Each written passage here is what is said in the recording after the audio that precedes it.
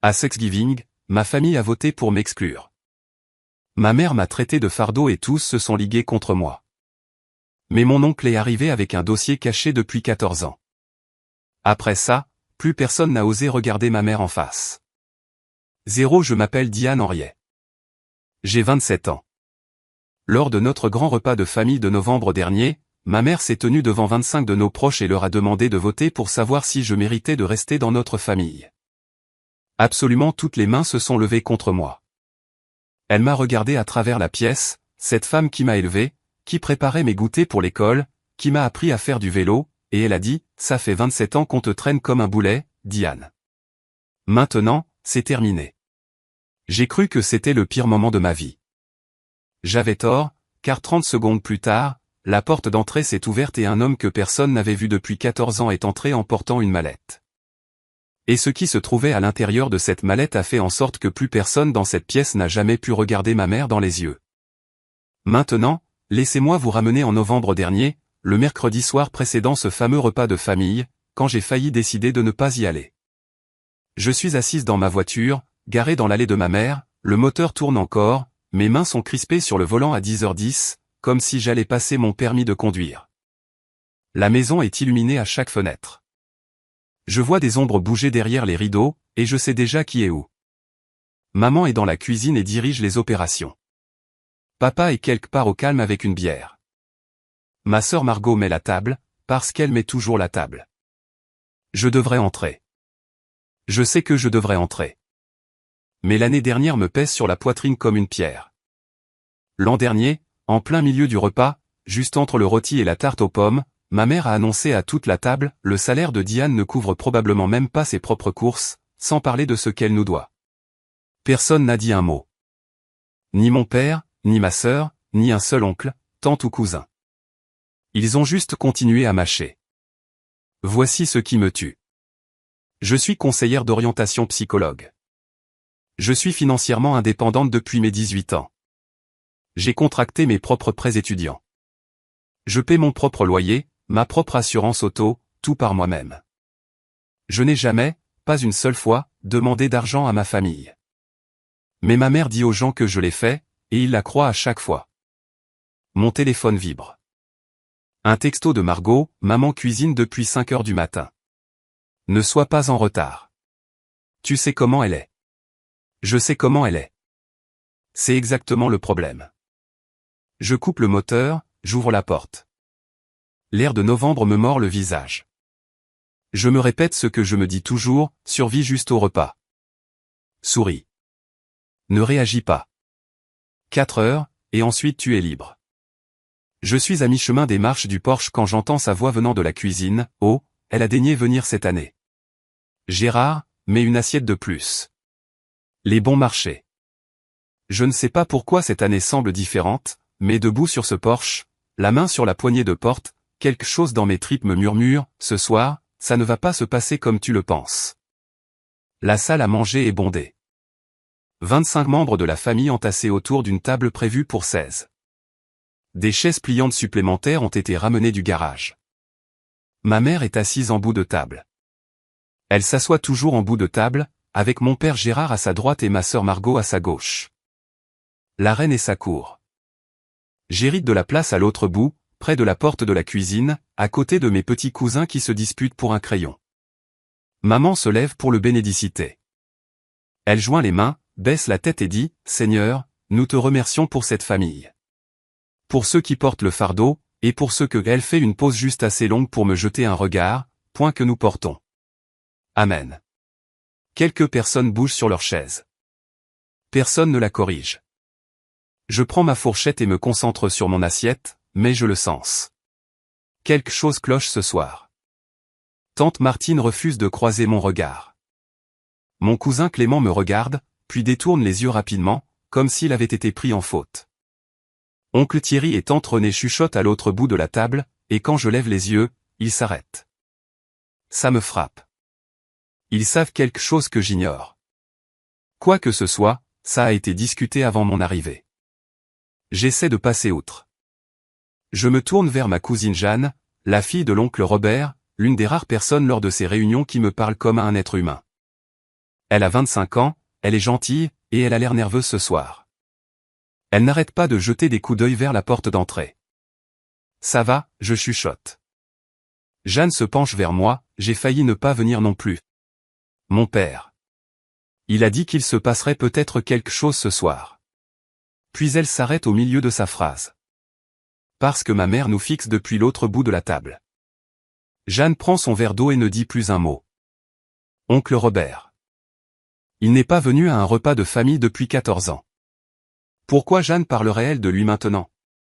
Ma mère sourit à l'assemblée, j'espère que tout le monde a gardé une petite place. Nous avons une affaire de famille à discuter après le dessert. À la moitié du repas, ma mère pose sa fourchette, s'essuie les lèvres avec une serviette et se tourne vers moi avec ce sourire, celui qu'elle utilise quand elle s'apprête à faire couler le sang en public tout en ayant l'air de parler de la pluie et du beau temps. Alors, Diane, comment va ton appartement? Tu t'en sors toujours avec ton petit salaire? Une vague de rire discret parcourt la table. Pas des rires méchants, des rires polis, le genre de rire qu'on lâche quand on suit le chef. Je m'en sors très bien, maman. Merci. Elle ne s'arrête pas. Elle se tourne vers tante Renée, tu sais, j'ai tenu le compte exact de tout ce que nous avons dépensé pour elle au fil des années. Elle secoue la tête, lentement, de façon théâtrale. C'est une sacrée somme. Le compte exact. Les mots me frappent comme un seau d'eau froide. Je n'ai jamais entendu parler de ça. Il n'y a pas de compte.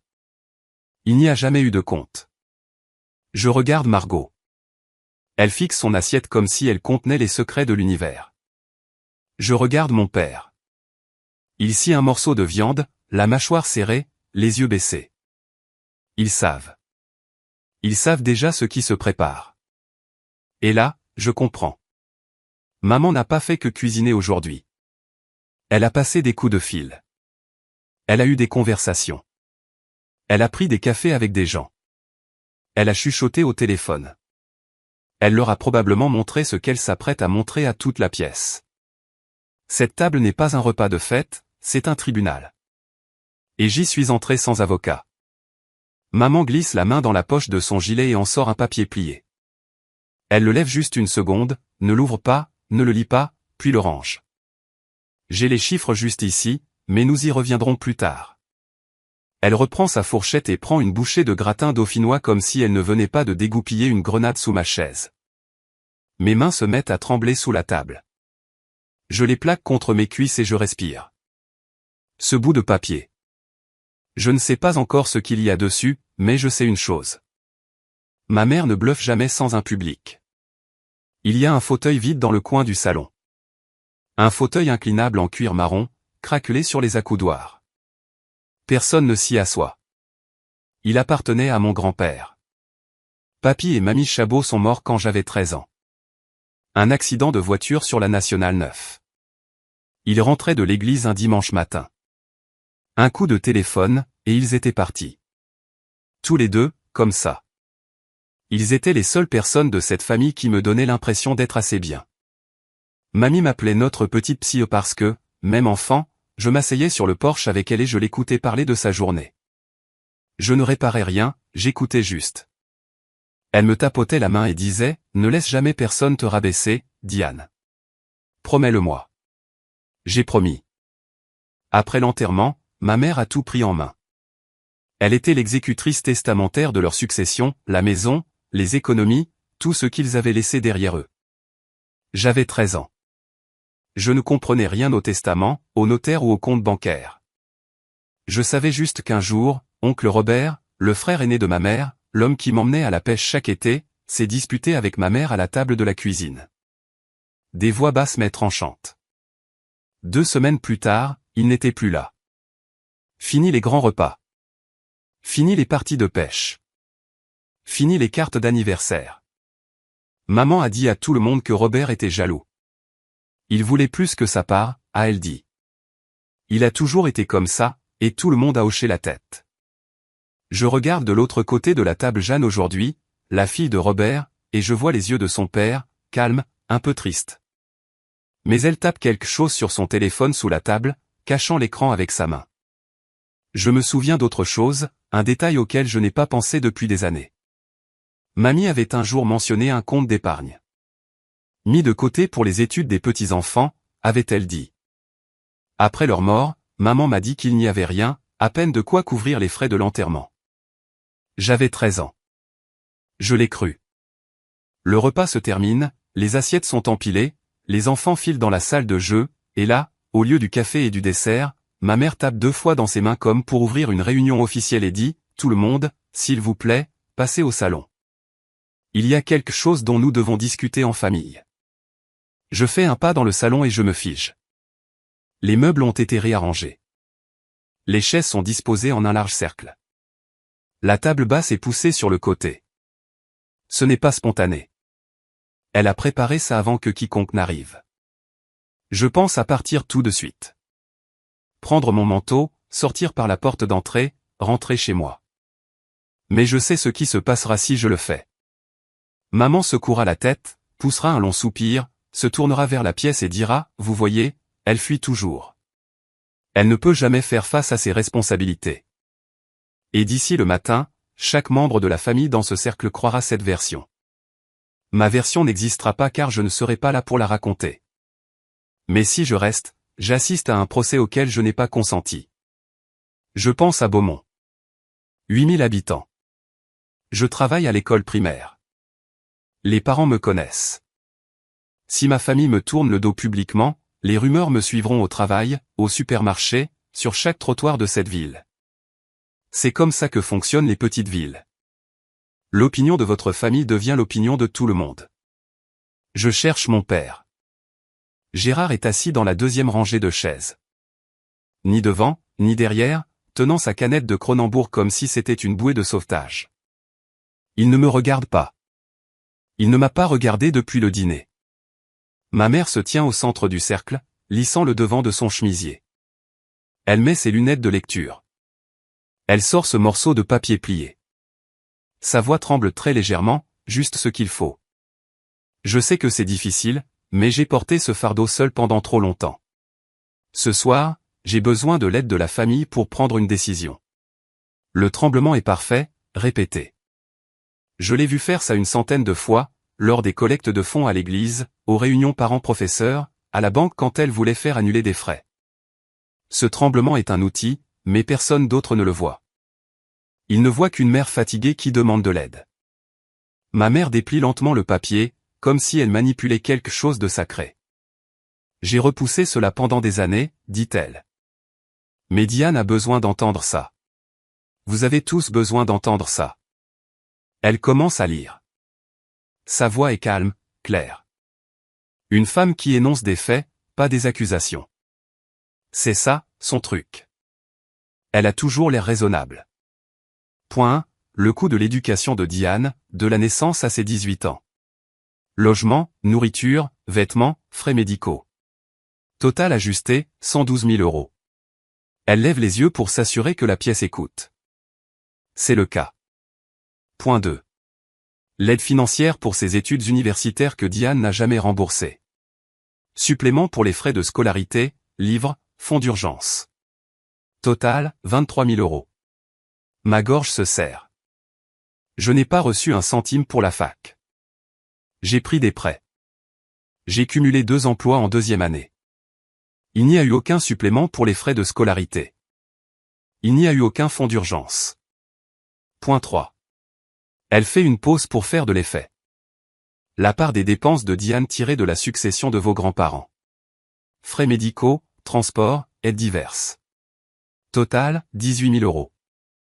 Elle plie le papier, regarde la pièce. Ça fait plus de 50 000 €. 50 000 € que cette famille a investi dans quelqu'un qui n'a jamais dit merci une seule fois. La pièce est silencieuse. Tante Renée hoche lentement la tête. Oncle Thierry croise les bras. Cousin Clément fixe la moquette. J'ouvre la bouche. Maman, ce n'est pas je n'ai jamais. S'il te plaît, laisse-moi finir. Sa main se lève, paume ouverte. Tu auras ton tour. Mais elle continue de parler. Elle se tourne vers tante Renée. Tu te souviens quand j'ai dû vendre le service à thé en argent de maman? C'était pour couvrir les frais dentaires de Diane. Renée s'en souvient, ou croit s'en souvenir. Ma mère n'a jamais payé de frais dentaires pour moi. J'ai ma propre mutuelle depuis que j'ai 22 ans. Mais ça n'a pas d'importance. La pièce la croit. Je peux le voir sur leur visage. Lèvres pincées, bras croisés, des yeux qui glissent sur moi comme si j'étais quelque chose de répugnant. Je n'aurai pas mon tour. Je le sais déjà. Ma mère plie ses lunettes de lecture et les range dans sa poche. Elle regarde autour du cercle, chaque visage, un par un. Et quand elle parle, sa voix baisse pour devenir presque douce. J'y ai réfléchi pendant longtemps, et je pense qu'il est seulement juste que nous, en tant que famille, votions pour décider si Diane doit continuer à participer à nos réunions, à nos traditions et à toute future décision familiale. Les mots ne s'enregistrent pas tout de suite dans mon esprit. Voter. Elle a dit voter. Tu leur demandes de voter pour m'exclure? Ma voix semble lointaine, comme si elle appartenait à quelqu'un d'autre. De notre famille. Je leur demande de voter sur ce qui est juste. Cette famille a assez souffert. Je regarde Margot.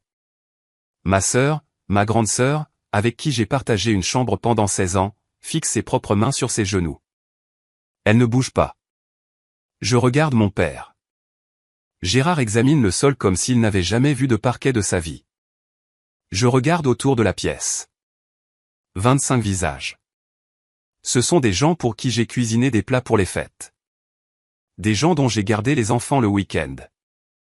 Mon cousin Clément, que j'ai conduit à son bac parce que sa voiture était en panne. Tante Martine, que j'ai appelée tous les dimanches pendant 6 mois après son opération de la hanche. Oncle Thierry, que j'ai aidé à emménager dans son nouvel appartement au printemps dernier. Pas un seul d'entre eux ne dit, c'est de la folie, Patricia. Tu ne peux pas exclure quelqu'un d'une famille par un vote.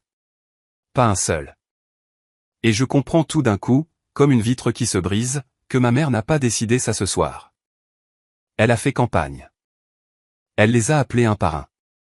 Elle a présenté sa version, ses chiffres, ses larmes. Ce vote était décidé avant même que je ne gare ma voiture dans l'allée. Maman. Ma voix se brise, mais je force les mots à sortir. J'ai payé mes propres études. Je ne t'ai jamais demandé un seul euro. Elle se tourne vers la pièce et secoue la tête. Triste, patiente. Une femme qui gère une enfant difficile. Vous voyez, c'est ce qu'elle fait. Elle réécrit l'histoire. Et c'est exactement pour ça que nous sommes ici.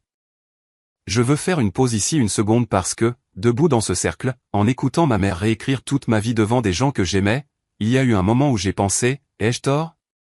Ai-je vraiment été un fardeau tout ce temps sans le voir? 27 ans à entendre ça. Quand tout le monde autour de vous croit la même histoire, vous commencez à vous demander si peut-être, juste peut-être, le mensonge est la vérité. J'ai besoin de vous demander quelque chose. Quelqu'un a-t-il déjà répété un mensonge sur vous tant de fois que vous avez commencé à remettre en question votre propre mémoire, que vous avez commencé à vous dire que peut-être, vous leur deviez vraiment quelque chose? Dites-le moi dans les commentaires. J'ai besoin de savoir que je ne suis pas la seule. Ok, retournons dans ce salon. Ma mère croise les mains devant elle comme une doyenne d'église réclamant la quête. Tous ceux qui sont pour retirer à Diane le droit d'assister aux événements familiaux, ses droits sur les biens et toute obligation financière de notre part? Levez la main. La pièce retient son souffle. 1 seconde. 2. La main de tante Renée se lève en premier. Droite et sûre, comme si elle attendait la permission. Puis tante Martine. Puis oncle Thierry. Puis le cousin Clément, qui refuse de me regarder en le faisant. Je compte. 10. Cousine Brigitte. Cousin Thomas. La femme de Thomas, que j'ai rencontrée exactement 3 fois. 15. Grand-tante Paulette, que j'ai conduite à son rendez-vous chez l'ophtalmo en mars dernier. Mon petit cousin Alain, qui m'a emprunté mes câbles de démarrage il y a 2 hivers et ne me les a jamais rendus. 20. Les mains continuent de se lever. Lentes, rapides, réticentes. Fermes. Peu importe. Elles se lèvent toutes. Je regarde ma sœur. La mâchoire de Margot est serrée. Sa main se lève à moitié, s'arrête, puis finit par se lever complètement. Elle refuse toujours de me regarder. 25. Ma mère les compte à voix haute, lentement, délibérément, comme on fait l'appel. René, Martine, Thierry, Clément, Brigitte, Thomas. Chaque nom est un clou. Puis elle arrive à la fin de son décompte et se tourne vers la dernière personne qui n'a pas levé la main. Gérard. Mon père est assis, immobile. La bière dans sa main s'est réchauffée. Il fixe la canette. La pièce attend. Gérard, plus doucement cette fois. Un ordre déguisé en question. Mon père ne me regarde pas. Il regarde le sol, le mur, ses propres chaussures. Et puis lentement, comme si son bras pesait une tonne, il lève la main. Mon père, l'homme qui m'a appris à lasser mes chaussures, qui me portait sur ses épaules à la fête foraine. Cette main levée contre moi. 26. Je me tiens dans une pièce remplie de ma famille, et je n'ai jamais été aussi seul de ma vie. Ma mère inspecte la pièce. 26 mains. Elle hoche la tête. Pas triomphante, pas suffisante, mais satisfaite. Le hochement de tête d'une femme qui a confirmé ce qu'elle savait déjà. Elle se tourne vers moi.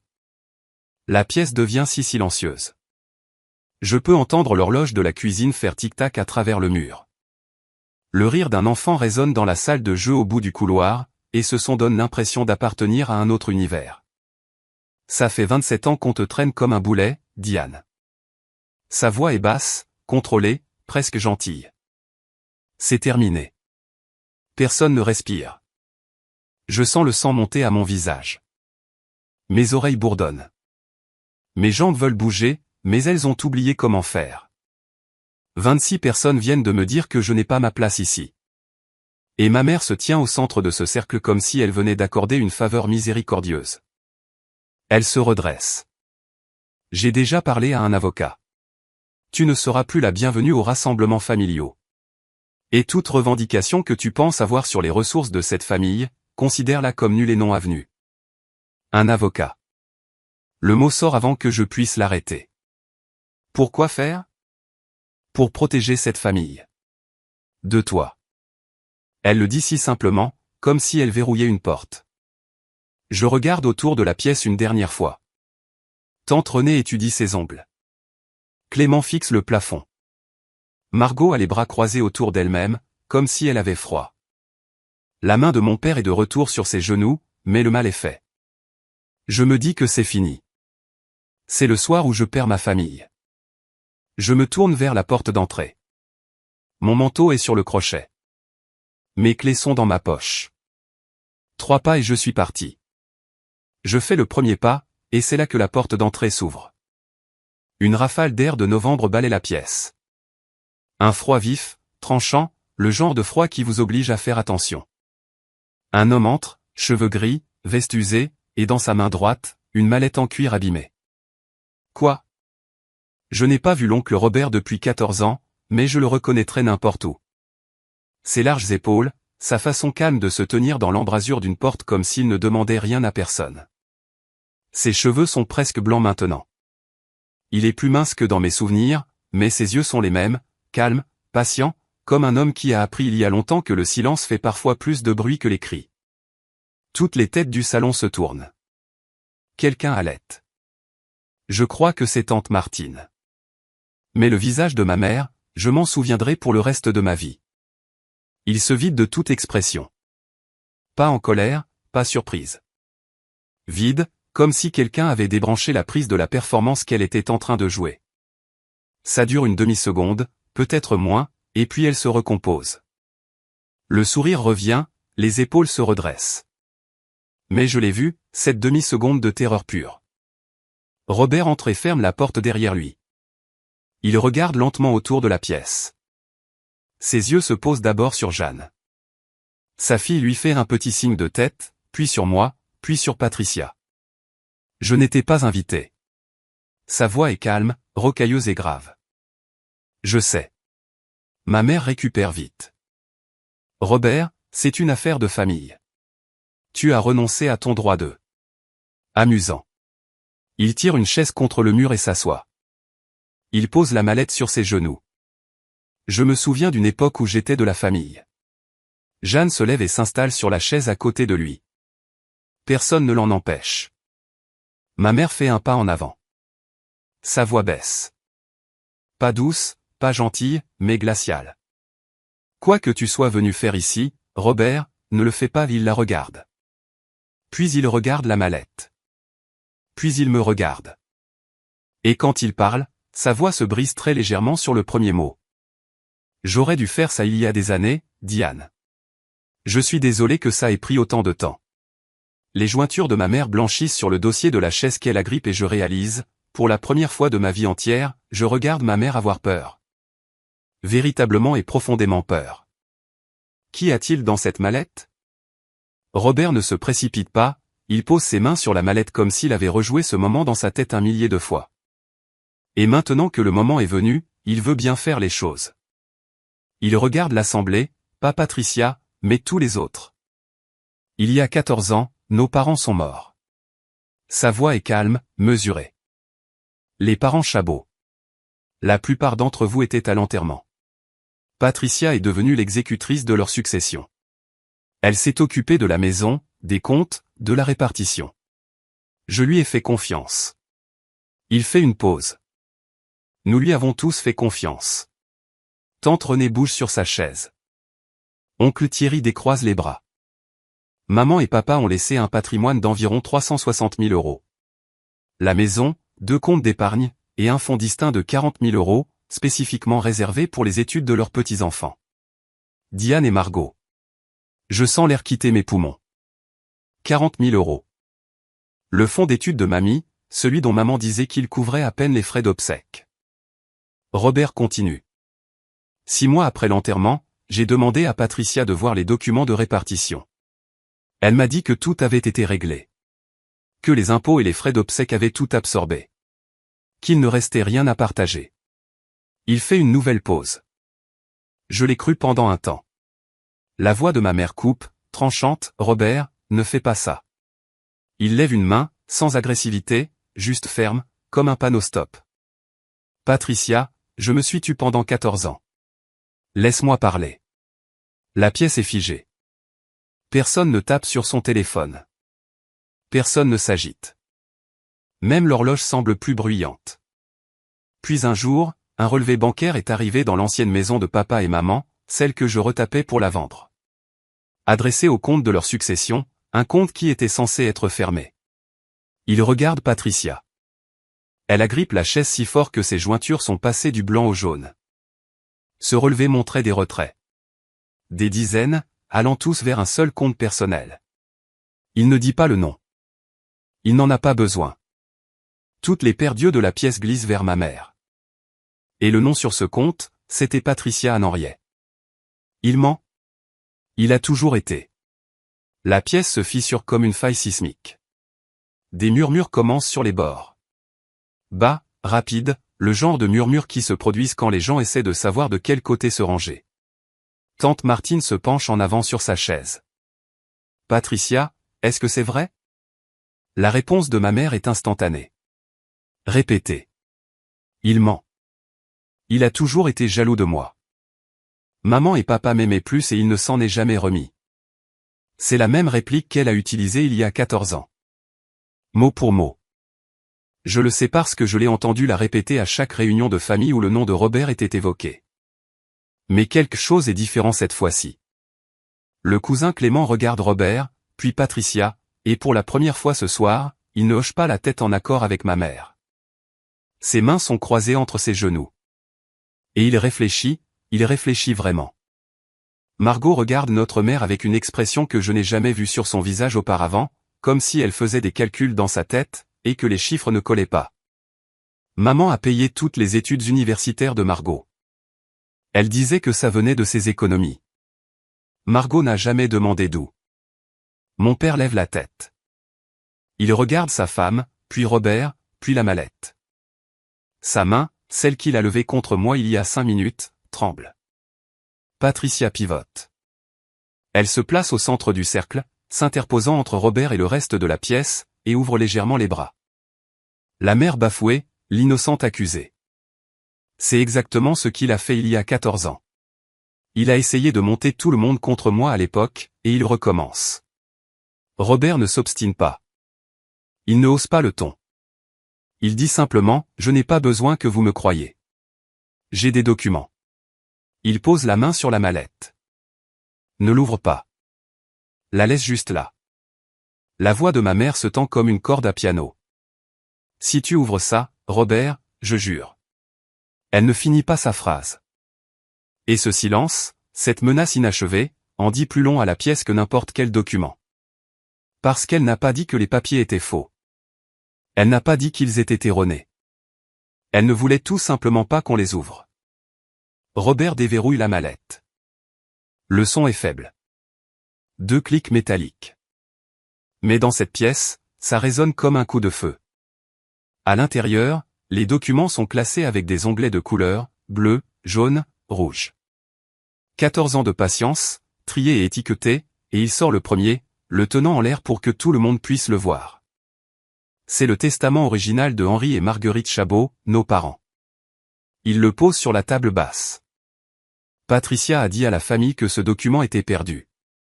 Il ne l'était pas. Elle a déposé une version différente chez le notaire pour la succession. Ma mère. Ce testament a été modifié avant l'heure.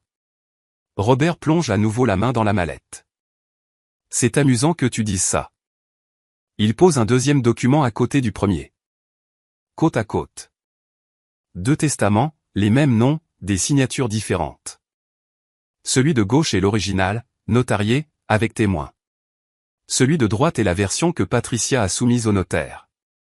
Il tapote le deuxième document. Regardez les signatures. Clément se penche en avant. Tante Martine se lève pour voir de plus près. Même de l'autre bout de la pièce, je peux le voir. L'écriture sur le deuxième testament est plus serrée, plus contrôlée. Ça ne correspond pas. Mes mains deviennent glacées. 40 000 €. C'était censé être pour Margot et moi. Pour l'école. Pour l'avenir que mamie voulait que nous ayons. Robert sort un troisième document de la mallette, une simple page avec un en-tête. J'ai engagé une experte en écriture, certifiée, assermentée. Voici son rapport. Il le pose sur la table. Les signatures sur le testament modifié ne correspondent pas à l'écriture connue de Henri ou Marguerite Chabot. La pièce est devenue si silencieuse que je peux entendre le réfrigérateur bourdonner dans la cuisine. Ma mère n'a pas bougé. Elle se tient très droite, une main pressée contre sa clavicule, et pour la première fois ce soir, elle n'a plus de mots. Robert la regarde, puis la pièce, puis moi. Je ne devine pas, Patricia. J'ai passé 14 ans à m'assurer que chaque page de ce dossier était certifiée. Robert plonge la main dans la mallette une dernière fois. Cette fois, c'est une pile de relevés bancaires, pas des photocopies, des originaux, tamponnés et datés. Il les étale sur la table basse comme un croupier qui distribue des cartes. Ce sont des relevés certifiés de la Banque nationale, le compte de succession de Henri et Marguerite Chabot. Son doigt glisse sur la première page. À partir de 3 mois après les funérailles, les retraits commencent. 12 000 €, 15 000 €, 10 000 €, toujours transférés vers le même compte chèque personnel. Il passe à la page suivante, puis à la suivante, chacune montrant le même schéma. L'argent quitte la succession pour atterrir au même endroit. Sur une période de 2 ans, 180 000 € ont été retirés de la succession de nos parents. 180 000 €. Il lève les yeux. Le nom de Patricia figure sur le compte récepteur, son numéro de sécurité sociale, sa signature sur chaque autorisation de transfert. Le silence est si total que je peux entendre le réfrigérateur bourdonner à travers le mur de la cuisine. Ma mère craque la première. Ce sont des faux. Il les a fabriqués. Ce sont des relevés certifiés par la banque, Patricia. Tamponnés. Datés. Ton numéro de compte. Ton nom. Tante Renée, la femme qui avait levé la main avant tout le monde, qui avait hoché la tête à chaque mot prononcé par ma mère, fixe les relevés, la bouche légèrement entr'ouverte. Sa main, celle qui avait voté pour m'exclure, est retombée sur ses genoux. Mon père parle pour la première fois de la soirée. Gérard Henriet ouvre la bouche, Patricia. Un seul mot. Mais ce n'est plus la voix d'un homme qui se laisse porter par les événements. C'est la voix d'un homme qui vient de réaliser que le sol sous ses pieds n'est pas solide. Patricia, réponds-moi. Est-ce qu'une seule de ces choses est vraie? Ma mère ne lui répond pas. Elle se tourne vers la pièce à la place, cherchant des alliés des yeux, se raccrochant à son vieux manuel de stratégie. Il a toujours été jaloux. Nos parents m'aimaient plus et il n'a pas pu. Mais tante Renée la coupe doucement, presque tendrement. Patricia, as-tu utilisé l'argent de maman et papa? Je regarde ma mère changer de stratégie en temps réel. Ça va vite, comme on change de voie sur l'autoroute. L'accusée devient la martyre. Ses épaules s'affaissent, son menton tremble, des larmes s'accumulent dans ses yeux, et honnêtement, je n'arrive pas à dire si elles sont vraies. Vous savez à quel point c'était dur. Sa voix se brise magnifiquement. Gérer tout ça toute seule après la mort de papa et maman. Robert est parti. Gérard ne m'a pas aidé. J'ai tout fait. L'enterrement, la paperasse, la maison, les impôts, tout est tombé sur moi. Elle presse une main contre sa poitrine. Peut-être que j'ai fait des erreurs, mais tout ce que j'ai fait, je l'ai fait pour cette famille. Pendant un instant, juste un instant, je vois certains membres de la famille s'adoucir. Le visage de tante Martine vacille. Oncle Thierry regarde le sol. Ça marche. La performance fonctionne. Puis Robert prend la parole. Des erreurs. Le mot sort, plat et dur. Tu as imité leur signature, Patricia. Tu as réécrit leur testament. Tu as volé 180 000 € à tes propres parents morts. Il fait une pause. Chaque phrase est une brique.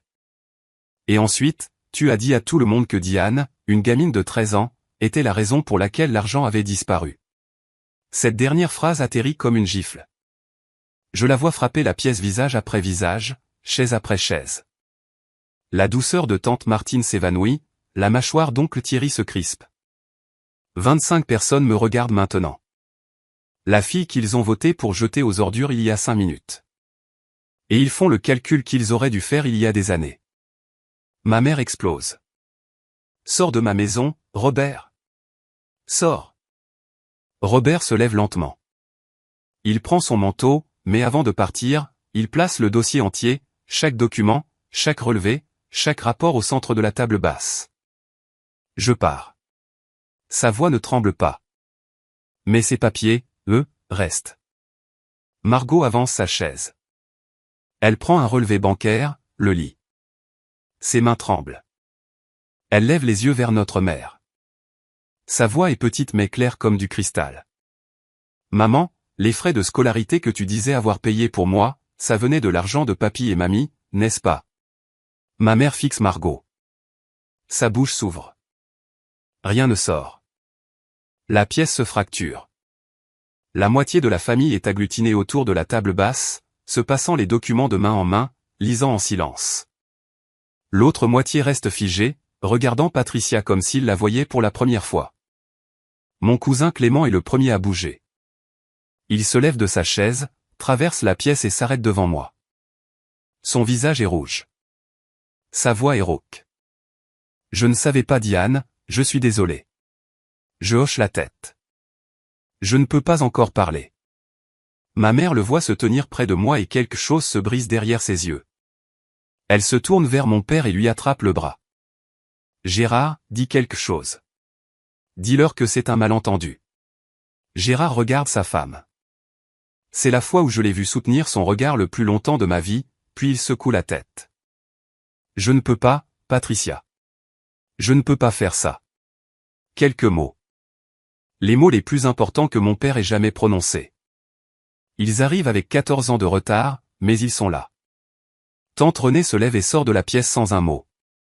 J'entends la porte d'entrée s'ouvrir et se fermer. Tante Martine la suit 30 secondes plus tard, enfilant son manteau avec des gestes rapides et furieux. Un par un, les gens commencent à partir. Pas tous, mais assez.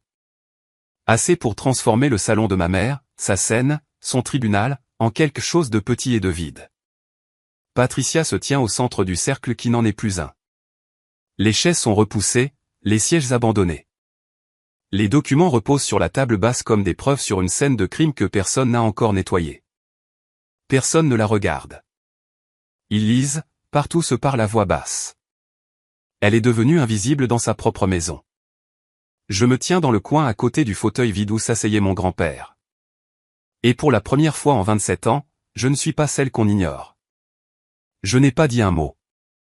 Je n'en avais pas besoin. Les papiers ont dit tout ce que je n'aurais jamais pu dire. Robert me trouve sur la terrasse à l'arrière. Je suis sorti parce que le salon ressemble à un bâtiment après un tremblement de terre, tout est encore debout, mais rien n'est à sa place. Margot et Jeanne le suivent à l'extérieur.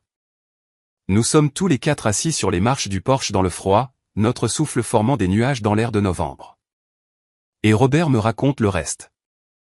Vos grands-parents avaient mis de côté 40 000 € spécifiquement pour toi et Margot. Un fonds pour vos études. C'était dans le testament original, noir sur blanc. Ils se frottent les mains. Patricia a tout liquidé dans l'année qui a suivi leur mort. Elle l'a utilisé pour refaire sa cuisine et sa salle de bain principale. Les rénovations pour lesquelles elle disait à tout le monde qu'elle avait économisé. La cuisine dans laquelle j'ai mangé lors des repas de famille chaque année. La cuisine dans laquelle elle a préparé le repas de ce soir, construite avec de l'argent qui m'appartenait. Elle avait besoin d'une couverture, dit Robert.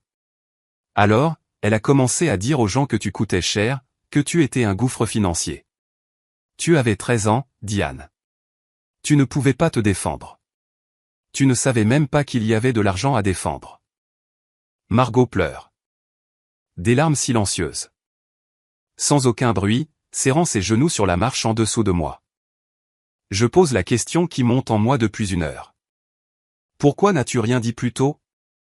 Le visage de Robert se crispe. J'ai essayé. Il y a 14 ans, je l'ai confrontée. Elle a dit à la famille que j'étais alcoolique, que j'étais jaloux, que je voulais plus que ma part. Sa voix baisse. Tout le monde l'a cru. J'ai tout perdu. Les fêtes de famille, les anniversaires, voir Jeanne grandir avec ses cousines. J'ai perdu cette famille. Il regarde la mallette posée à côté de lui sur le porche. J'avais besoin de preuves qui ne pourraient pas être réfutées. Des relevés bancaires certifiés, une experte en écriture, l'examen d'un avocat. Ça prend du temps, et de l'argent dont je n'avais pas beaucoup. Il pose sa main sur mon épaule. Margot s'essuie le visage du revers de la main et se lève sans un mot. Alors qu'elle retourne à l'intérieur, je la regarde à travers la porte vitrée. Elle traverse le salon jusqu'à l'endroit où notre mère est assise seule sur le canapé. Patricia a l'air plus petite maintenant. La lumière du plafond accroche chaque ride de son visage, chaque trace de mascara coulée. La reine sent sa cour. Margot se tient devant elle, elle ne s'assoit pas. Maman, regarde-moi. Patricia lève les yeux. Est-ce que tu as payé ma fac avec l'argent de papy et mamie? J'ai fait ce que je devais faire. Maman, ce n'est pas une réponse. Tu as eu ton diplôme, non? Un éclair de l'ancienne Patricia. Défiante, certaine d'elle-même. Tu as ta vie. Je t'ai offert ça. Tu me l'as offert en volant Diane, en volant l'oncle Robert, en volant mamie et papy. Ne te retourne pas contre moi, toi aussi. La voix de ma mère monte dans les aigus. Je reconnais ce ton d'avertissement. Celui qui nous faisait toutes les deux taire quand nous étions enfants. Je suis ta mère. Margot ne recule pas. Et Diane est ma sœur. Elle se tourne et retourne sur la terrasse, s'asseyant à côté de moi. Pendant un long moment, aucune de nous ne parle. Puis elle le dit doucement, comme si elle avouait quelque chose qu'elle portait depuis des années. Il y a eu un moment où maman m'a dit de ne pas te prêter d'argent. Elle m'a dit que tu ne le rendrais jamais. La voix de Margot se brise. Tu m'as appelé une fois. Ta voiture était en panne. Tu avais besoin de 200 €. Et j'ai dit non. Je me souviens. Un mardi soir d'octobre. Une pluie si forte que je voyais à peine la route. J'avais marché près de 5 kilomètres pour rentrer chez moi parce que ma sœur avait dit non, parce que ma mère lui avait dit de le faire. Je ne savais pas, murmure Margot. Je te jure que je ne savais pas, je te crois. Elle appuie sa tête contre mon épaule. Nous restons assises comme ça dans le froid, à écouter les bruits d'une famille qui se réarrange à l'intérieur. J'étais l'enfant chéri, finit-elle par dire. Et je ne l'avais même pas mérité. Je rentre chez moi vers 22 heures. La maison se vide lentement derrière moi. Les gens partent par groupes de 2, les manteaux serrés contre eux. Des portières de voitures qui claquent dans la nuit. À minuit, j'ai 6 messages sur mon téléphone. Mon cousin Clément m'a appelé en premier. Sa voix était pâteuse, comme s'il était resté assis dans sa voiture dans l'allée pour trouver le courage. Diane, j'aurais dû poser des questions. J'aurais dû dire quelque chose quand elle nous a demandé de lever la main. Je ne l'ai pas fait. Je suis désolé. Tante Martine a envoyé un long texto, 3 paragraphes. Elle dit qu'elle avait cru Patricia parce que ma mère avait toujours l'air si sûre d'elle. Elle avait toujours les détails. Martine ne demande pas pardon. Elle dit juste qu'elle a eu tort. Jeanne m'a serré dans ses bras avant de quitter le porche. Elle m'a tenu fort et m'a murmuré à l'oreille, « Mon père n'a jamais cessé de parler de toi. À chaque anniversaire, à chaque fête, il prononçait ton nom. Cousin David a appelé. Court, direct. J'ai merdé. Si tu as besoin de quoi que ce soit, d'un repas, d'aide pour déménager, n'importe quoi, je suis là. » Tante Renée est revenue. 23 heures, des phares dans l'allée. Elle a monté les marches du porche où j'étais toujours assise avec Margot, et elle m'a prise dans ses bras pendant 30 secondes sans dire un seul mot. Quand elle m'a lâché, ses yeux étaient rouges. Et puis il y a Margot. Ma sœur ne part pas. Elle reste assise avec moi sur ce porche jusqu'à minuit passé. Nous ne résolvons rien. Nous ne faisons pas de grandes déclarations. Nous parlons, c'est tout. Nous parlons vraiment, pour la première fois depuis des années, sans le filtre de notre mère entre nous. Je dis la même chose à chacun d'eux. Merci d'avoir appelé. Je le pense vraiment. Mais des excuses n'effacent pas une main levée. Je vais avoir besoin de temps avant de savoir ce que cela signifie pour nous. Il y a une personne qui n'appelle pas, qui n'envoie pas de message, qui ne s'excuse pas. Mon père, Gérard Henriet, monte dans sa voiture après le départ de Robert et s'en va. Je ne sais pas où il va.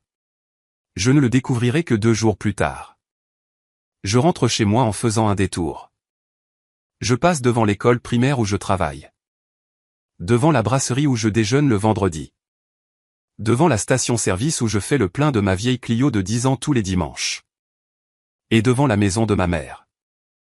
La lumière de la cuisine est toujours allée. À travers la fenêtre, je peux la voir. Une silhouette solitaire assise à la table de la salle à manger. Les assiettes sont toujours là, les chaises sont toujours disposées en cercle. La femme qui commandait une pièce de 25 personnes il y a 4 heures est assise seule dans une cuisine qu'elle a rénovée avec de l'argent volé, entourée de restes. Personne n'est resté pour manger. Je ne m'arrête pas. Je rentre chez moi et je m'assois dans le noir de mon appartement, l'appartement dont elle s'est moquée, le salaire qu'elle a rabaissé, la vie dont elle disait à tout le monde qu'elle était un échec.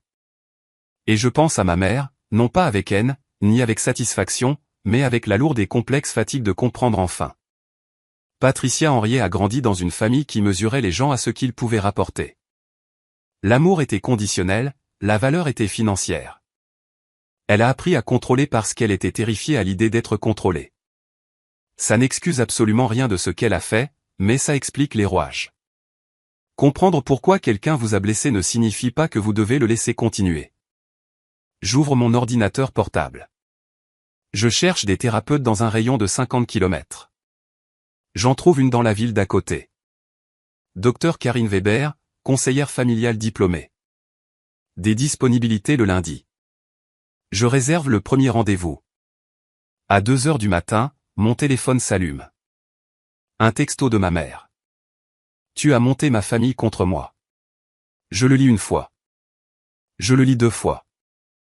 Je pose le téléphone. Et puis je supprime le message et je vais me coucher. Pendant 27 ans, j'étais le problème.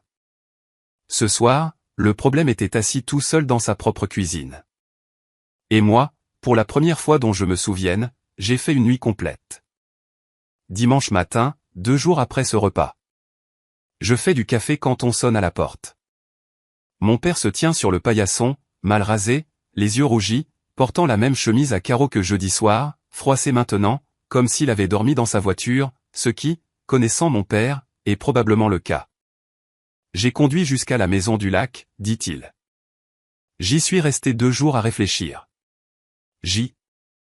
M'écarte et le laisse entrer. Il s'assoit à la table de ma cuisine, la petite table, celle pour 2 personnes, et regarde autour de mon appartement. Je le regarde observer. Le canapé d'occasion, l'étagère que j'ai construite avec des parpaings et des planches, mon diplôme de psychologue de l'éducation nationale encadré au mur. Il n'est jamais venu ici auparavant. En 3 ans que je vis seul, mon père n'est jamais venu me rendre visite une seule fois. Je savais qu'il y avait un truc louche avec la succession, dit-il. Il fixe ses mains. J'ai vu les factures de rénovation. J'ai demandé à ta mère une fois. Elle a dit que Robert avait accepté de nous donner sa part. Il fait une pause. Je l'ai cru parce que c'était plus facile. Il ferme les yeux. Oui. Nous restons assis en silence. La cafetière coule. Gérard me dit qu'il a appelé Robert ce matin. La première fois qu'ils se parlent en 14 ans. 2 hommes au téléphone, tous les deux en larmes, aucun incapable de commencer la phrase qu'il avait besoin de dire. Robert lui a envoyé des copies de tout. Le testament, les relevés, l'expertise graphologique. Gérard a lu chaque page. Je ne te demande pas de me pardonner, dit-il. Je veux juste que tu saches que j'en ai fini de me taire. Je regarde mon père, 56 ans. Des mains qui tremblaient quand il les a levées contre sa propre fille. Des mains qui tremblent maintenant pour une raison différente. Papa, je t'aime, mais l'amour n'annule pas ce qui s'est passé. J'ai besoin que tu me montres, pas que tu me le dises, que les choses sont différentes maintenant. Il hoche la tête. Il ne conteste pas. Il ne fait pas de promesses qu'il ne peut pas tenir. Et pour mon père, c'est un début. Le mardi suivant, je suis assise dans un petit bureau de la grande rue à Villeneuve, la ville voisine, face à une femme nommée Maître Evelyne Moreau, avocate en droit de la famille. Robert est à côté de moi, la mallette ouverte sur le bureau entre nous. Evelyne examine les documents un par un, prenant de petites notes dans les marges. Elle est méthodique. Sans précipitation. Au bout de 20 minutes, elle pose son stylo. C'est une fraude à la succession. Net et bien documentée. Elle regarde Robert. Monsieur Chabot, les preuves que vous avez rassemblées sont solides. Les signatures falsifiées à elles seules seraient significatives, mais combinées avec les relevés bancaires et l'expertise graphologique, c'est un dossier très fort. Elle nous explique nos options clairement. Robert et moi avons tous deux des motifs pour intenter une action au civil afin de récupérer les fonds détournés. De plus, bien que falsifier un testament soit un délit pénal grave, faux et usage de faux, c'est le bureau du procureur de la République qui prendrait la décision d'engager des poursuites pénales, pas nous. Robert parle en premier. Je ne veux pas que Patricia aille en prison, mais je veux que l'argent soit rendu aux personnes à qui il appartient. Je suis d'accord. Je ne suis pas là pour me venger. Je suis là pour les 40 000 € que mes grands-parents avaient mis de côté pour mes études. De l'argent dont j'ignorais l'existence alors que je cumulais 2 emplois et contractais des prêts étudiants. Evelyne prépare les documents. Je lis chaque ligne. Robert signe. Je signe. Pas de discours, pas de déclaration dramatique, juste du papier, de l'encre, et une procédure légale qui fait ce pourquoi elle a été conçue. En retournant à ma voiture après coup, je ressens quelque chose que je n'attendais pas. Pas du triomphe, ni un sentiment de vengeance, mais du soulagement. Un soulagement tranquille. Celui qui vient du fait de savoir qu'on n'a pas inventé tout ça. Qu'on n'était pas le boulet. Que les chiffres n'ont jamais été les miens. Je n'ai pas attaqué ma mère par vengeance. J'ai déposé une plainte parce que 40 000 € m'ont été pris avant que je sois en âge de savoir qu'ils existaient. Et parce qu'il faut bien que quelqu'un dise que c'était mal. Les nouvelles voyagent vite dans une ville de 8 000 habitants. Dès la 2e semaine de décembre, l'histoire a fait le tour des bancs de l'église et des rayons de supermarché de Beaumont. Le premier changement visible, tante Renée annonce qu'elle organise le repas de Noël chez elle. Robert est invité. Patricia ne l'est pas. Personne ne conteste. Personne n'hésite même.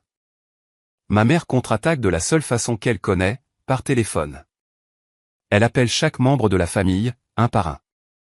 Elle travaille la liste qu'elle a travaillée pendant des décennies. Mais cette fois, la plupart des appels tombent sur répondeur. Les rares qui répondent font court. Patricia, nous avons besoin de temps. Patricia, je ne sais pas quoi te dire en ce moment. Clic. À la paroisse Saint-Étienne, où Patricia est assise au 2e rang, côté gauche, chaque dimanche depuis 20 ans, les choses changent. Les gens ne l'affrontent pas. Il se réarrange juste. Un vide de 2 places s'ouvre à côté d'elle, puis 3 places, puis tout le banc. Personne ne le dit à voix haute. Ils n'en ont pas besoin. L'espace parle de lui-même. Elle publie un long message sur Facebook. Quelque chose sur la trahison, sur la famille qui tourne le dos, sur les sacrifices qui sont punis. Margot commente dans l'heure, « Maman, s'il te plaît, arrête. Tu aggraves les choses. » Patricia supprime le post le soir même. Gérard déménage sur le canapé du salon. Il ne demande pas le divorce. Pas encore. Mais la porte de la chambre principale reste fermée, et il dort sous un bouti que sa belle-mère a cousu il y a 30 ans. Il commence à appeler Robert toutes les semaines. 2 hommes qui reconstruisent un pont, un coup de fil à la fois. Puis, fin décembre, une lettre de l'avocat de Patricia arrive à mon appartement. Elle a accepté de négocier un accord à l'amiable. Elle ne veut pas aller au tribunal. C'est la première fois de la vie de ma mère qu'elle choisit de reculer. Et la seule raison pour laquelle elle le fait, c'est parce que, pour la première fois, elle ne peut pas contrôler ce qui va se passer. Quand j'ai lu cette lettre, quand j'ai vu que ma mère avait accepté l'accord, je suis restée assise à la table de ma cuisine pendant très longtemps. En 27 ans, elle n'avait jamais reculé devant rien. Ni une dispute, ni une accusation, ni un mensonge. Il aura fallu une vieille mallette usée et un homme assez patient pour attendre le bon moment. Mais je n'arrête pas de me demander, si l'oncle Robert n'avait pas franchi cette porte, où serais-je en ce moment? Aurais-je riposté seul? Ou aurais-je simplement disparu? Qu'auriez-vous fait? Si personne n'avait franchi cette porte pour vous, auriez-vous trouvé la force de vous défendre seul? Où seriez-vous parti pour de bon? Je veux vraiment le savoir. Dites-le moi dans les commentaires. Ok, laissez-moi finir cette histoire. Beaumont est le genre de ville où tout le monde est au courant de vos affaires dès le mardi suivant. Ma mère a construit sa réputation sur 3 décennies. Elle s'est effondrée en 3 semaines. Au comité des fêtes de la paroisse Saint-Étienne, que Patricia a présidé pendant 12 ans, l'organisation est discrètement restructurée en janvier. Nouvelle direction, nouvel horaire de réunion. La raison officielle, besoin de renouveau. La vraie raison alimente toutes les conversations chuchotées sur le parking de l'église. Les voisins qui acceptaient autrefois les invitations à dîner de Patricia ont soudainement des empêchements tous les samedis, pour une durée indéterminée. Le nombre de cartes de vœux reçues à la maison familiale chute de plus de la moitié. Pendant ce temps, quelque chose d'inattendu m'arrive à l'école. Une mère d'élève que je connais à peine, une femme nommée Valérie, dont j'avais suivi le fils pendant le divorce de ses parents, m'arrête à la sortie des classes. J'ai entendu ce qui s'est passé, mademoiselle Henriet. Pour ce que ça vaut, cette ville est meilleure parce que vous y êtes. Elle me serre la main et s'éloigne avant que je ne puisse répondre. C'est un petit détail, mais dans une petite ville, les petits détails sont primordiaux. Robert vient fêter Noël chez tante Renée. Cela fait 14 ans qu'il n'a pas eu de place à une table de famille. Quand il franchit la porte d'entrée de Renée, Jeanne est juste derrière lui, portant une tarte qu'elle a préparée avec la recette de leur grand-mère. Renée serre Robert dans ses bras si fort que ses pieds décollent presque du sol. Une semaine plus tard, je trouve une enveloppe dans ma boîte aux lettres. Pas d'adresse d'expéditeur. À l'intérieur, une photographie, jaunie, cornée dans les coins. Mes grands-parents me tenant dans leurs bras à l'âge de 3 ans. Je ris à la caméra et la main de ma grand-mère est sur ma tête, protectrice et sûre. Au dos, avec son écriture, notre petite psy. Je ne sais pas qui l'a envoyé, mais j'ai le sentiment que c'est un homme qui dort sur le canapé de son salon maintenant et qui essaie, à sa manière discrète, de rendre ce qui a été pris. En février, l'accord est finalisé. Maître Evelyne Moreau m'appelle un mardi après-midi, et je me gare sur le parking de l'école pour écouter. Patricia accepte de restituer 40 000 € à Diane et Margot, le fonds d'études des petits-enfants. Et exactement comme le précisait le testament original, elle restitue 70 000 € à Robert, sa part légitime de la répartition de l'héritage qu'elle avait intercepté. Les 30 000 € restants, que Patricia prétend avoir dépensés en frais familiaux mais qu'elle ne peut pas justifier, restent en litige. Une affaire pour un autre jour. Pour effectuer les paiements, ma mère doit vendre son 4x4 épuisé dans ses économies de retraite. La cuisine qu'elle a construite avec l'argent volé vaut plus que la voiture, mais personne ne lui demande de la démolir. L'ironie se suffit à elle-même. J'ai reçu 20 000 €, ma part du fonds d'études. Je l'ai utilisée pour rembourser mes prêts étudiants. Chaque centime de la dette que j'ai accumulée parce que l'argent qui m'était destiné dormait sur le compte chèque de ma mère pendant tout ce temps. Le reste, je l'ai mis de côté, pas parce que j'ai des projets pour ça, mais parce que, pour la première fois de ma vie, j'ai de l'argent que personne ne peut prétendre que je leur dois. Personne ne peut agiter un bout de papier plié dans un salon et dire que je suis un fardeau à cause de ça. C'est le mien, propre et net. Margot a d'abord refusé sa moitié. C'est toi qui as souffert, m'a-t-elle dit. Prends tout. Je ne l'ai pas laissé faire. J'ai divisé la somme exactement comme nos grands-parents l'avaient prévu. Des parts égales, comme ils l'avaient écrit. Comme cela aurait toujours dû être. Evelyne me dit que le bureau du procureur examine les preuves de la falsification. Aucune charge retenue pour le moment. Peut-être qu'il n'y en aura jamais. Je ne force pas les choses. Le système judiciaire fera ce qu'il a à faire. J'ai fait ma part. 20 000 euros. C'est ce qu'a coûté ma tranquillité d'esprit. 20 000 euros et 27 ans à m'entendre dire que j'étais le problème. Gérard Henriet ne divorce pas de ma mère. Pas pour le moment, du moins. Mais l'homme qui s'assoit en face de moi à la brasserie chez Rose le samedi matin n'est pas le même homme que celui qui a levé la main contre moi lors de ce repas de famille. Il commence petit à petit. Des coups de fil hebdomadaires, de vraies questions, pas du genre comment va le travail ? Mais du genre comment vas-tu, vraiment ? Il se pointe à mon appartement avec une boîte à outils un week-end et répare le robinet qui fuit que j'ignorais depuis 6 mois. Il ne dit pas grand-chose pendant qu'il travaille. C'est très bien. Sa clé à molette en dit assez. En janvier, il me dit quelque chose devant des œufs brouillés qui me fait presque lâcher ma fourchette. J'ai commencé à voir quelqu'un. Une psy. Il le dit comme s'il avouait un crime. La première fois de ma vie. À 56 ans, j'apprends à exprimer mon désaccord à voix haute. Il esquisse un petit sourire gêné. Mieux vaut tard que jamais, je suppose. Je ne prétends pas que cela règle tout. Ce n'est pas le cas. Mon père a choisi le silence pendant 30 ans. Il a choisi son propre confort plutôt que sa fille. Cela m'a façonné d'une manière que je découvre encore sur le canapé du docteur Weber chaque lundi après-midi. Mais je sais aussi que changer à 56 ans est plus difficile que changer à 27 ans. Chaque rendez-vous qu'il honore, chaque coup de fil qu'il passe à Robert, chaque samedi où il se présente à ma porte, c'est un homme qui lutte contre le courant de toute sa vie d'adulte. Je n'ai pas besoin que tu choisisses entre nous, papa, je lui dis. J'ai besoin que tu te choisisses toi-même. Il hoche la tête, remue son café, ne fait pas de discours. Mon père n'est pas un méchant. Il est un avertissement sur ce qui arrive quand on choisit le silence pendant 30 ans. Et il est aussi la preuve qu'il n'est jamais vraiment trop tard pour commencer à parler, même si votre voix tremble. 3 mois après ce fameux repas, mon téléphone sonne. L'écran affiche « Maman ». Je laisse sonner 4 fois, puis je réponds. Sa voix est différente, plus petite. Le ton autoritaire qui pouvait diriger une pièce de 25 personnes a disparu, remplacé par quelque chose de faible et fatigué. On peut se parler ? Je veux t'expliquer. J'accepte de la rencontrer, mais à mes conditions. Pas chez elle, pas dans sa cuisine. Un café à Villeneuve, la ville voisine. Public, neutre, sur les conseils de ma psy. J'apprends que la géographie compte quand on réécrit une relation. Nous sommes assises l'une en face de l'autre sur une banquette près de la fenêtre. Elle commande un café noir. Je commande la même chose. Pendant un instant, ça semble presque normal.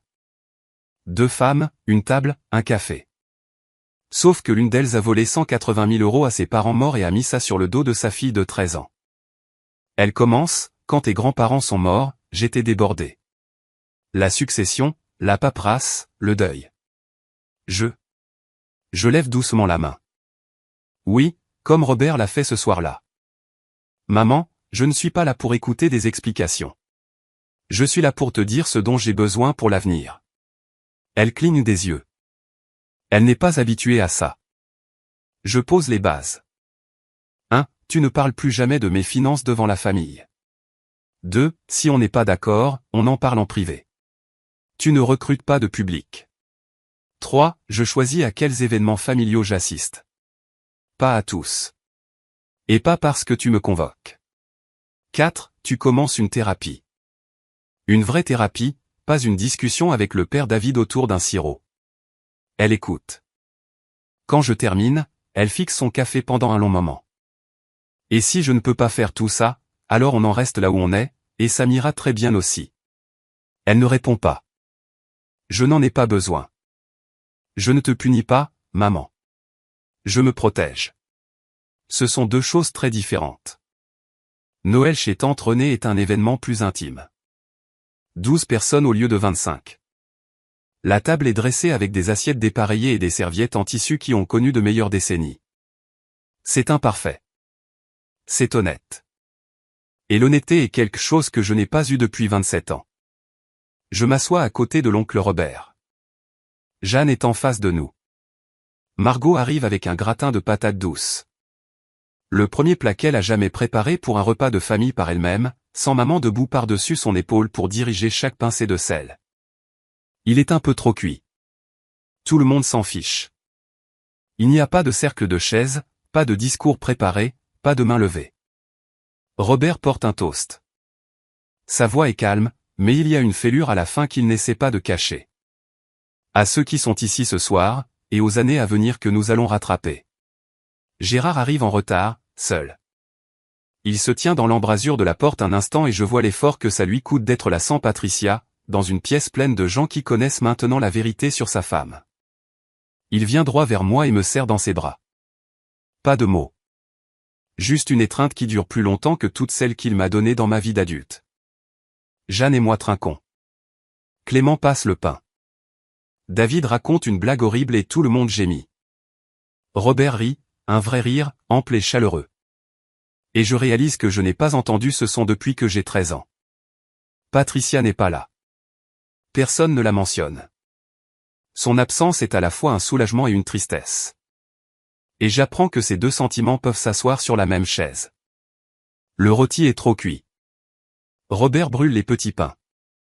Le vin est bon marché et il y a des courants d'air dans la maison. Mais quand je regarde autour de la table, chaque personne présente a choisi d'être là. Personne n'a été convoqué. Personne ne joue un rôle. Et ça, c'est le premier repas de fête honnête que j'ai eu de toute ma vie. Je ne vous raconte pas cette histoire pour que vous détestiez ma mère. Patricia Henriet est une femme compliquée. Elle est manipulatrice et autoritaire. Et elle a volé ses propres parents décédés en accusant une enfant. Ces choses sont vraies. Mais c'est aussi une femme qui a grandi dans une famille où votre valeur était mesurée en euros. Où l'amour était soumis à des conditions et où le contrôle était la seule monnaie qui achetait la sécurité. Elle a appris le jeu très tôt et y a bien joué jusqu'à ce que le jeu la rattrape. Rien de tout cela n'excuse ce qu'elle a fait. Mais je vous le dis parce que je veux que vous compreniez que les personnes qui nous blessent ne sont pas toujours des monstres. Parfois, ce sont juste des gens brisés qui brisent les autres parce que c'est le seul schéma qu'ils connaissent. Je partage cette histoire parce que je sais que certains d'entre vous sont assis à cette table en ce moment, à la place du bout près de la cuisine à côté des enfants, en train de s'entendre dire qu'ils sont un fardeau par les personnes même qui étaient censées les protéger. Et peut-être que comme moi, vous l'avez entendu tellement de fois que vous avez commencé à y croire. Alors, laissez-moi le dire clairement. Vous n'avez rien à prouver à personne. Vous devez juste arrêter de croire la version de vous-même que quelqu'un d'autre a écrite. J'ai appris que les limites ne sont pas des murs, ce sont des portes. Vous décidez qui les franchit, quand, et sous quelles conditions. Et la première fois que vous fermez cette porte à quelqu'un qui vous fait du mal, même si ce quelqu'un est de votre famille, la culpabilité vous frappera comme un camion. Je le sais. J'ai encore des nuits où je me demande si je suis trop dur. Puis je me souviens de 26 mains, et je sais que je ne suis pas dur. J'apprends simplement, enfin, à arrêter de faire passer le confort des autres avant ma propre sécurité. L'oncle Robert m'a appris quelque chose que je garderai pour toujours. La vérité n'a pas besoin de crier. Elle a juste besoin du bon moment, des bons documents et de suffisamment de patience pour attendre. Nous sommes en mars maintenant, 4 mois après ce repas de famille. Je travaille toujours à l'école primaire de Beaumont. Je suis toujours conseillère d'orientation, mais j'ai commencé à étudier pour obtenir une certification supérieure en thérapie familiale. Une partie des frais de scolarité vient de l'accord financier. L'argent de ma grand-mère fait enfin ce pourquoi elle l'avait prévu. Margot et moi nous retrouvons un mercredi sur 2 pour prendre un café au café de la place. Nous apprenons à nous connaître en tant qu'adultes sans ma mère pour dicter qui nous sommes censés être l'une pour l'autre. La semaine dernière, Margot m'a dit qu'elle pensait reprendre ses études, elle aussi. Peut-être pour devenir assistante sociale, a-t-elle dit. Je veux aider les gens comme tu le fais. J'ai failli pleurer dans mon café crème. Robert est de retour, totalement de retour. Il était chez René pour Noël, chez Jeanne pour le Nouvel An, et dimanche dernier, il a débarqué à mon appartement avec une canne à pêche et un thermos de café. 14 ans de partie de pêche à rattraper, a-t-il dit. Gérard va chez le psy tous les jeudis. Lui et Patricia partagent toujours la maison, mais il m'a dit que leur relation était en cours de renégociation. C'est son mot. Le fait qu'il ait un mot pour ça, quel qu'il soit, me dit le chemin qu'il a parcouru. Ma mère n'a pas appelé depuis le rendez-vous au café. Je n'attends pas près du téléphone. La porte est ouverte si jamais elle décide de la franchir, honnêtement. Mais je ne me tiens plus sur le seuil en espérant. Je pensais que se faire exclure par sa famille était la pire chose qui puisse vous arriver. Il s'avère que la pire chose, c'est de rester dans une famille où vous devez payer en silence, en honte, en morceaux de vous-même juste pour avoir votre place. Je ne paie plus. Je m'appelle Diane Henriet. J'ai 27 ans. Et pour la première fois de ma vie, je ne dois aucune explication à personne sur qui je suis.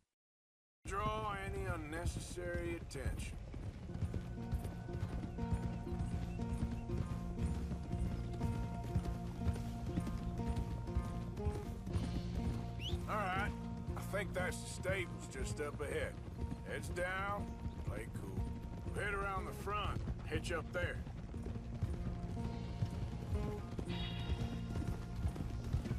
Alright, let's hitch up here. Hold.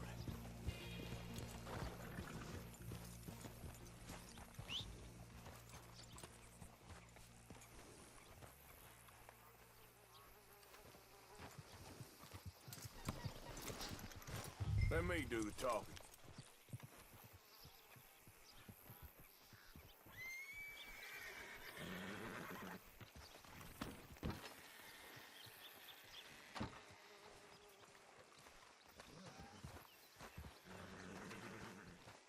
Hello there.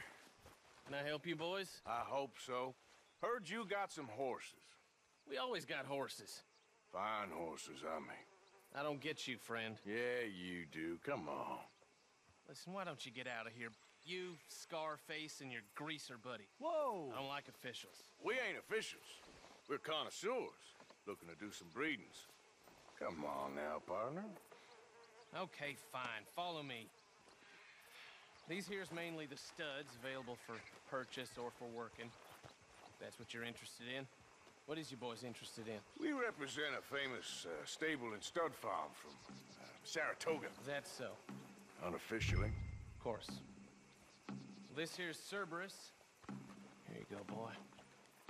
Cerberus is a real reliable stud. Fathered many a race winner.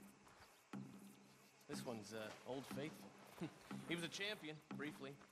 Till he hurt his leg, didn't you, boy? Amazing runner, though. He's up for sale for a decent price. Boss would probably sell him to you if you made the right offer. And this here is Old Father Time. My favorite horse. His coat might be a little thin for them Saratoga winters, but, bred right. He'll produce another winter. Just... Greaser, huh? Okay, bandana's on. Don't need nobody recognizing us. All right, I'll grab the white one in the middle. You get the other two. All right, all right.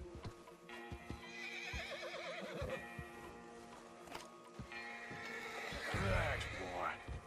Come on. Good boy. Whoa there. Easy now.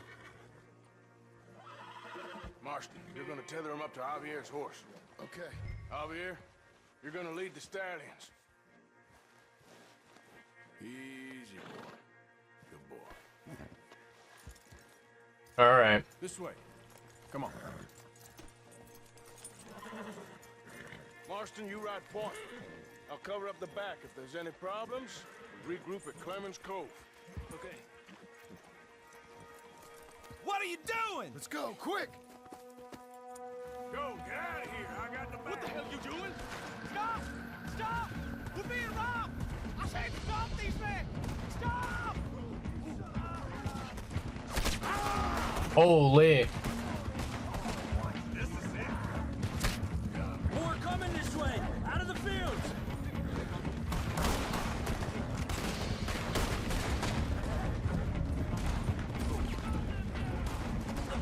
Watch it! There's guards by that wagon!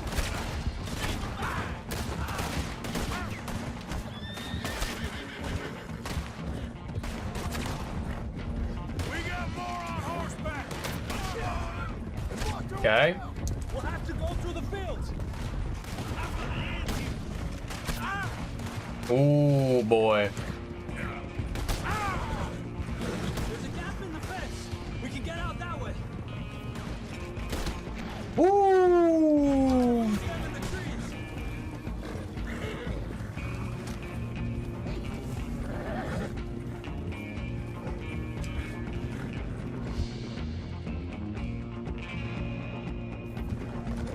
Easy. Think we're clear?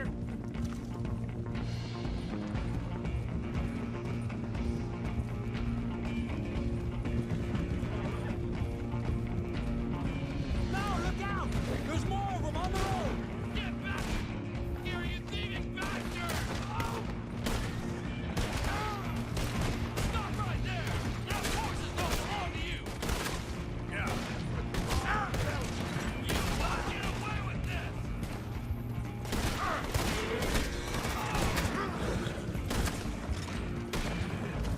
God damn. You see any more of them? No? Don't think so. Whoa! You okay there, boy? Shit! One of the scallions is loose. Keep going. I'll get him.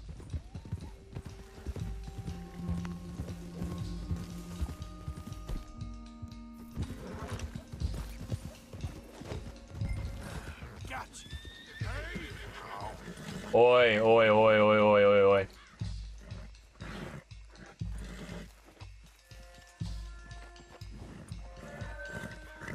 Hey, hey. Come on, bud. Come on, bud.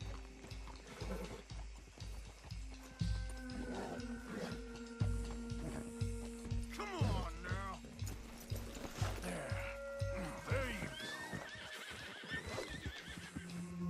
Come here. Come here.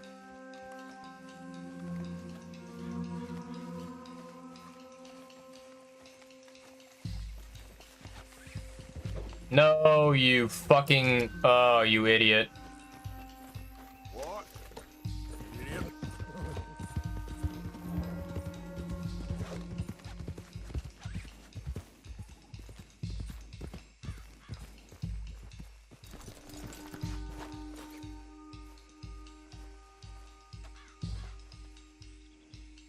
You're okay, bud.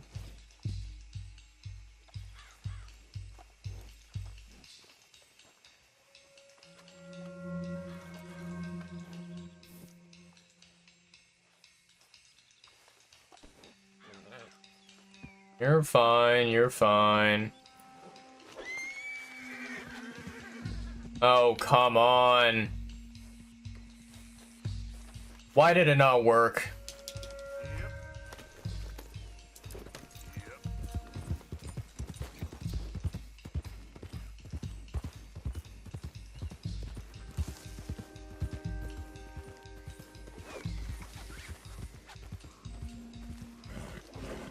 There we go. Easy. All right. Time to go, Chad. Time to move.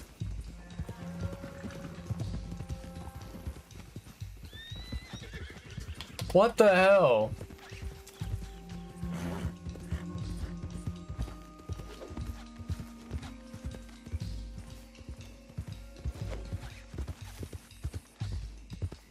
Oi.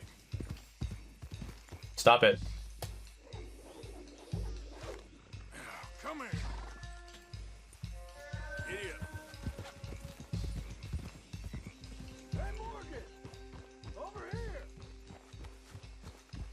I got him, finally. Well done. Clemens Cove is just over there. Come on. Let's get this over with. Well, that could have gone smoother. That'll be on my gravestone.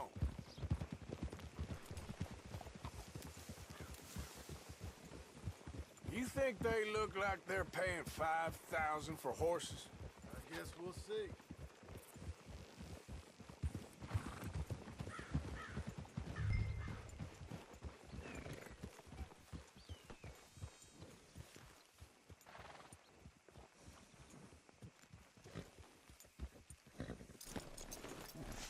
Gotcha.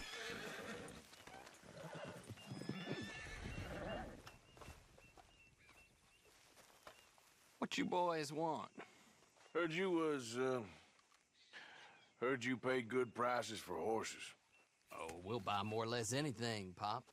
That so? Sure, Pop. I'm Clay Davies. That's my brother Clive. We're twins. John, Arthur, Javier. So what are you? Cuban? No, I don't like Cubans. that's so. Maybe. Why, what do you care? You ain't Cuban. Maybe I like Cubans. Ooh, you're funny. He's funny. Ain't he funny, Clive? Clive don't talk. We're twins, but I was born first. He came out